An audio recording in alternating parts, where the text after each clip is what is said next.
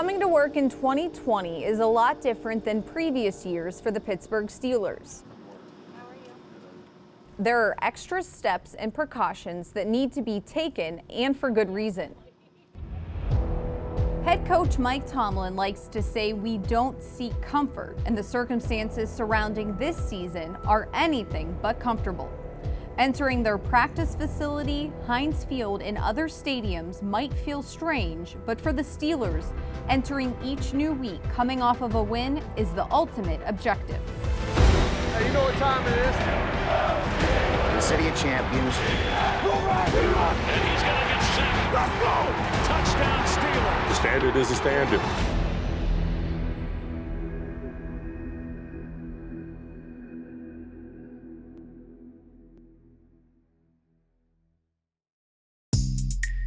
The signs are everywhere. With all of the safety measures in place and constant changes to their normal routines, locking up one of their most dependable leaders to a long-term contract was something that was certainly welcomed. Finally happened. Cam Heyward, 4-year, $65.6 million extension. That now locks him in the black and gold for the next 5 years at a little over $75 million. He's aging like fine wine. I know everybody's quick to bring up the 30 number. That's why I love to see 30-year-olds get paid, man. I view him as the most important person on that defense. He's dominating. You know, this was a combination of a lot of different people getting this done. This is something we've had to build towards. I'm glad to say it got done, and I'm honored and humbled to get a new contract. But at the end of the day, I understand the job's not done. You know, the number's out there, but it's up for me to attain that. And with that kind of mentality, Heyward was chosen as one of this year's team captains for the 6th consecutive year. On the other side of the ball, Ben Roethlisberger is a captain for the 12th time in his 17-year career, but that kind of longevity doesn't mean he's not like everybody else. I'm actually nervous for this season. You know, you always have a little bit of jitters and nerves for the first game, but the way I feel now is more than I've felt in a very long time. And I'm sure it's only going to intensify as the week goes on. And then Monday night, I'm sure I'm going to be shaking like a leaf, but my comfort's going to come from the guys in front of me. And, you know, we're all going to have to help each other out. That's why this is the ultimate team sport. Offensive success in the ultimate team sport can sometimes be boiled down to the performance of one position group, the offensive line. Roethlisberger has had consistency in front of him the past few years, but the looming question all preseason has been about the right tackle spot. Yeah, Mike, anything to glean today from the division of labor without, you know, at guard and right tackle? Banner's the starter at right tackle.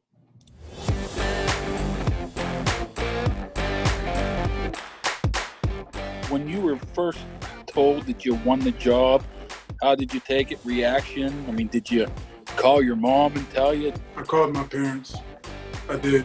And they were excited, but just with the same kind of mentality. My parents have been in this, you know, business, obviously, of football for a very long time with me since 2nd grade. When we're able to have some kind of add something to the quote-unquote trophy case on my resume, it's always like a yay, but now it's on to the next goal. Banner's hard work paid off. He earned the role of being a starter in the NFL. The next step would be to start the season with a win against the New York Football Giants. Roethlisberger floats for Juju Smith-Schuster. Touchdown, Steelers. Roethlisberger back, throws underneath, complete. This is James Washington, leaps, and James Washington powers into the end zone. Touchdown, Steelers. Roethlisberger on 3rd and 4, fires to the end zone. It's caught for a touchdown by Smith-Schuster. Zach Banner's down. That's one play after Stefan Wisniewski was off. Watch number 72, Zach Banner with your guy out of USC. Unfortunately, injuries are part of the game, and the Steelers lost 2 offensive linemen in back-to-back plays. Right guard Stefan Wisniewski left with a pectoral injury, and Banner, who suffered a right knee injury, was helped off the field as his worst nightmare became a reality. He's worked so hard to be in a position to become that starting right tackle? Before the injury, no, it was just kind of like a focus of mine to kind of just prove myself and prove to everyone else, you know what I mean, in the NFL too, that I belong here, and I did. You're scared, you know, you're worried. You don't know what's about to happen next. You don't know what happened to your leg. You know, you're just kind of frightened, but all that was kind of suppressed when I felt my teammates' arms around me, and I, you know, when they were help carrying me off, I felt that love. It was something I'm never gonna forget. Right now, you know, being in this couch, being in this house, the best thing I can do for them is get myself healthy. You know, guys like Ben and Pouncey, they all tell me, like, when you tear your knee like this and stuff, you come back stronger. I've proven myself once, I know I can do it again. Zach's done an unbelievable job, you know, since the first day he's walked in here, man. He's the kind of guy that comes in and works every day, and, you know, he's lost a bunch of weight. You know, he's changed his body completely, and, you know, he didn't bat an eye when it came to competing for that starting right job in camp. And, you know, he's come a long way from where he's been. It was a real shame seeing him get hurt there in the first week there against the Giants. First and foremost, you think about these players, of course, and their health. They're going to have to reshuffle the deck a bit, you know, as they get ready for next week and the weeks to come. Yeah, when you talk about the back-to-back injuries, you know, you go what Coach T always says, next man up. Chooks went in, and then Dotson went in, and, you know, those guys didn't bat an eye. They went in, they were prepared, and they played up to the level we expect here in the offensive line room, and they got in there and they gelled real quick, and it was a great showing for both those guys. Here's a draw play, and it's James Conner straight up the middle and going to pick up 11 yards. Now we have a touchdown for James Conner. Roethlisberger lost one along the sideline, going for Chase Claypool, who catches it in stride. The rookie Chase Claypool in for his first NFL touchdown. You know, I didn't have no problem with Chooks. I've seen Chooks do it before. Dotson being a rookie, I thought I was very, very pleased with how he went in and competed. You know, he did a great job in the pass pro and in the run game stuff. And, you know, he was in there with Pouncey and talking it up, and just, it was great to see him, you know, seeing a guy like that come in and do so well for us. You know, you see young talent like him prove himself. You know, he wasn't invited to the combine.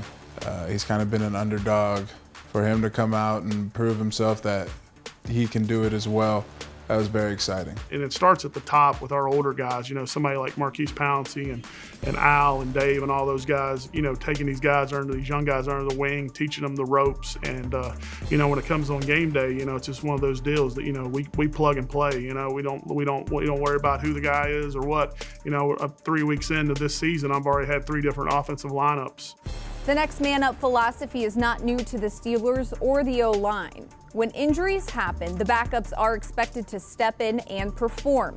So it was only fitting that the O-line shuffling in this game was against their former coach, Mike Munchak. It was good to see him. I was glad we got the win, you know, after the game went over, and, you know, wished him the best of luck the rest of the way. And, you know, it was just great to see him. And, you know, I know the guys were fired up to go against him, you know, because once he had left, you know, they're just always about the compete part about them. They want to go in and beat the opponent no matter who it is.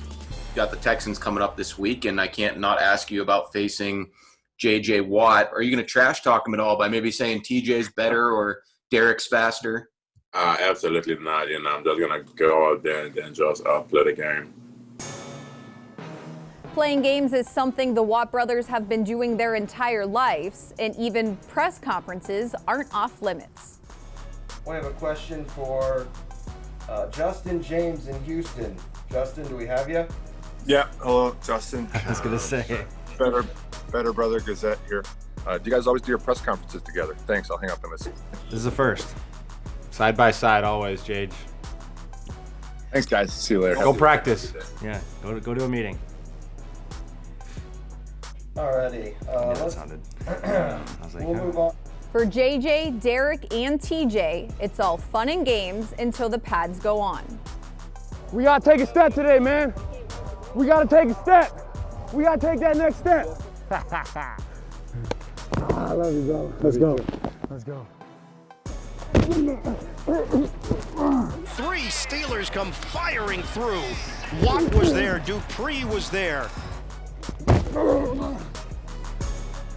Rush coming. And good night, T.J. Watt. With most of the attention focused on the Watts, it became evident that the Steelers' offensive line continued to gel. New right tackle Chuks Okorafor didn't allow J.J. Watt to sack or hit Roethlisberger. It also helped that all-pro guard Dave DeCastro is back from injury and playing in his first game of the season. He's going to throw it for the end zone, and the pass is caught for a touchdown. Always get somebody of Dave's caliber back is always great. You know, a guy like him, you know, Pro Bowler and true professional, you know, it really sealed up that right side once again. But, you know, getting him back in there with Pouncey and Chuks, you know, that looking forward to that happening. And hopefully we keep this lineup the way it is for the rest of the year. To see that we've had 100-yard rusher every game, it's not a surprise. The Steelers were the only team in the NFL to feature 100-yard rushers in each of their first 3 games. A lot of that credit goes to the offensive line. You get a bunch of individuals and you're trying to get them to work as a group. It doesn't work that way, no matter how good they are. And I think that's what's great about our room, how they actually do gel together, and that, you know, even outside of the room, you know, these guys hang out. They're best friends, you know. And I think that really, you know, comes into thing, because at the end of the day, they don't want to let each other down. Congratulations on the Brother Bowl, baby. As the Steelers walked out of Heinz Field with another win, they had no idea it would be 2 weeks until their next matchup. Steelers and Titans game has officially been postponed to later in the season. Now the Steelers have to take their bye week here in week 4. You know, I'm disappointed because we were preparing to play and we're not getting an opportunity to.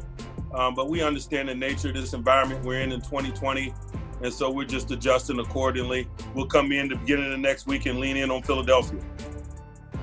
2020 continues to keep everyone light on their feet. The Steelers have been adjusting accordingly and have started off strong with a 3-0 record. If they can continue to improve and remain healthy, the future looks bright for this team.